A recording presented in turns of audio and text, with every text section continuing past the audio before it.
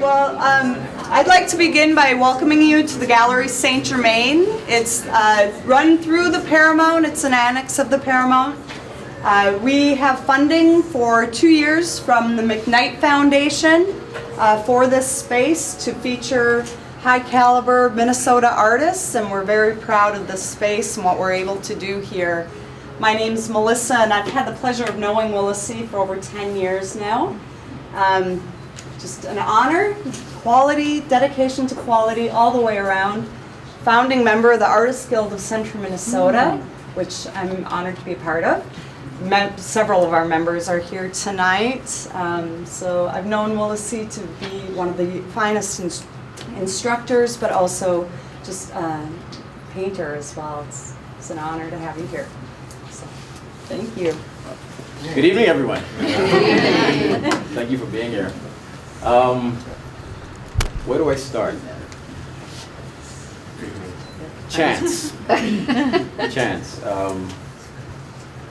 Chance is defined as an assumable, impersonal, purposeless determiner of an unaccountable happening. That's Webster's dictionary of the word chance. When we happen to come across a situation by chance, if we are smart enough to identify it, we take advantage of it. I prefer opportunity, because opportunity can be created. And so, but this show is based on the opportunity that I was provided by the Minnesota State Arts Board. They have a grant program that they do every year. They fund artists around the state in all different aspects, whether it's music, writing, fine arts. It's about $1.5 million that they give out to artists, and I was selected as one of the artists for 2015. And so that's why this show is happening.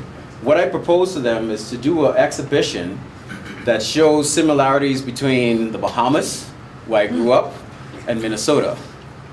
Of course, looking at that application, you might wonder, is this artist really thinking about, what he's asking for here? But if you look at the work tonight, for you to quickly decide which one is from here or which one is from the Bahamas, you might have a hard time, because you might say, well, all of these are from around here. And yet, that's not the case. With the work that you see tonight, I traveled to Long Prairie, to Eagle Bend, Minnesota, Harmony, Minnesota. I took trips back to the Bahamas, gathered information. The subject matter itself is very extensive. I couldn't cover every aspect of the similarities between the Bahamas and Minnesota, but there's certain ones that stood out to me that I knew I could capture well, and that makes up the body of the show tonight. And so I really had a lot of fun doing this, because this is a result of my time being here in Minnesota. I remember when I first came here in 2003, I was shell-shocked. I thought everything was bland. Everyone's houses were the same color. There was no ocean. And then someone took me to a beach. Oh, this is gonna be rough. But after a decade, I started to see Minnesota in a totally different light. It took 10 years for me to gather information as to what I recognized could be something that I would see back home in the Bahamas. And then I grew to really appreciate my surroundings. And so this show is a result of my years of findings and what I saw appealing, what I've grown to like, and the similarities between the Bahamas and Minnesota. Some of the work, the style, they kind of vary a little bit. If you get a chance to look at the price list, I have a little bit of information on some of the works in here. And so the pieces with the framing, the reclaimed wood, the barn wood, I really wanted to authenticate the message that I was bringing across. And so I'm hoping that you as the audience were able to feel like you've been transported back in time a little bit, because that's what I'm doing. I'm trying to pay homage to times gone by, when things were simpler, when we took a moment to look, examine, and enjoy our surroundings. And so that's changed quite a bit, but we still have small glimpse of this that exist in Minnesota and also in the Bahamas.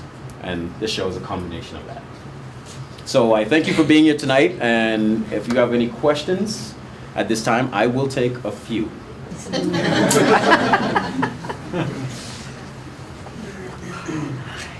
have a favorite piece?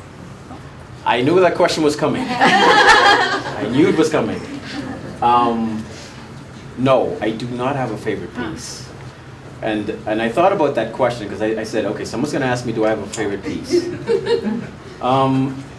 Each piece is wonderful in its own way, but for me as an artist, I've been painting for so long now that the overall picture itself is great. I like when the piece looks the way I want it to look, but for me, I find my enjoyment in the little portions of a picture.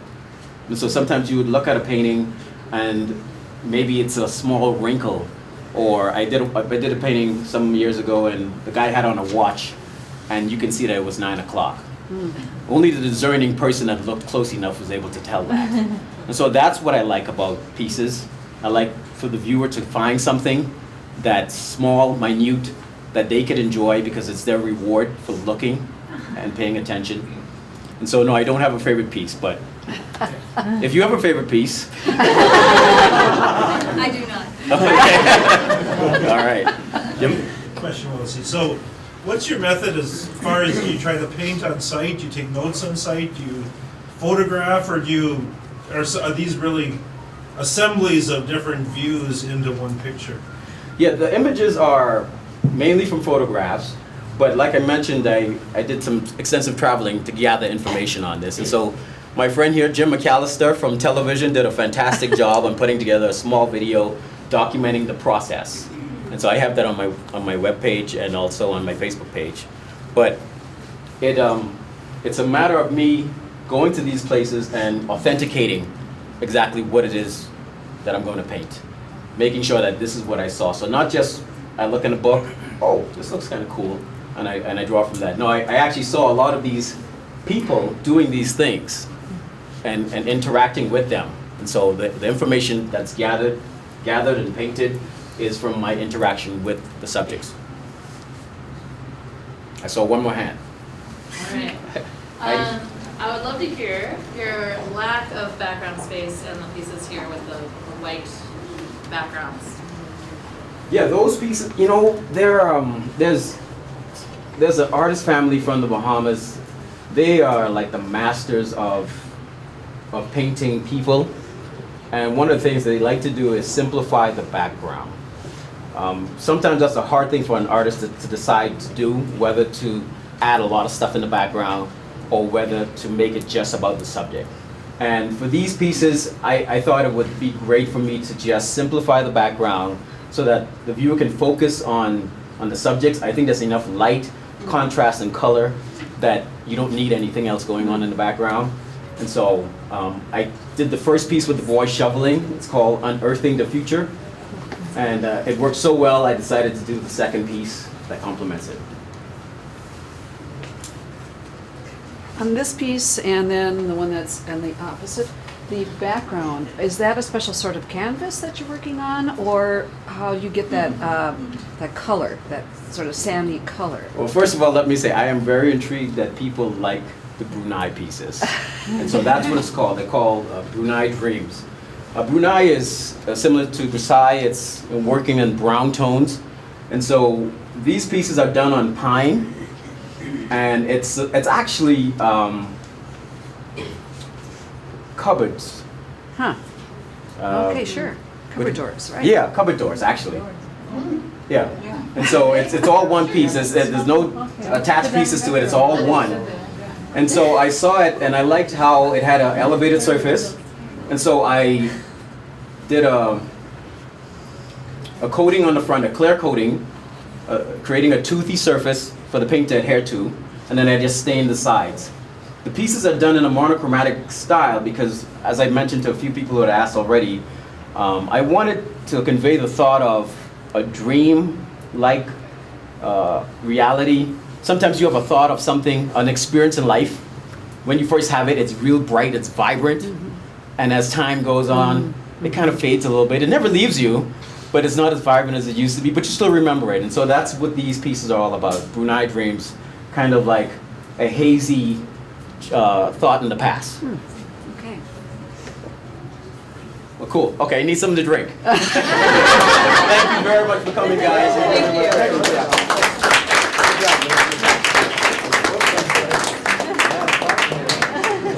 Oh, sorry, before everyone leaves, one more thing. I forgot my friend, where is he? Larry Cole. He's here tonight. He's a writer, a fabulous writer. This piece I did for his book. Oh, really? And this book is here out at the front. There's Larry with the hat on. Excellent storyteller. And the stories in this book would complement any of the pieces on the wall, really. So if you get a chance, please take a look at the book.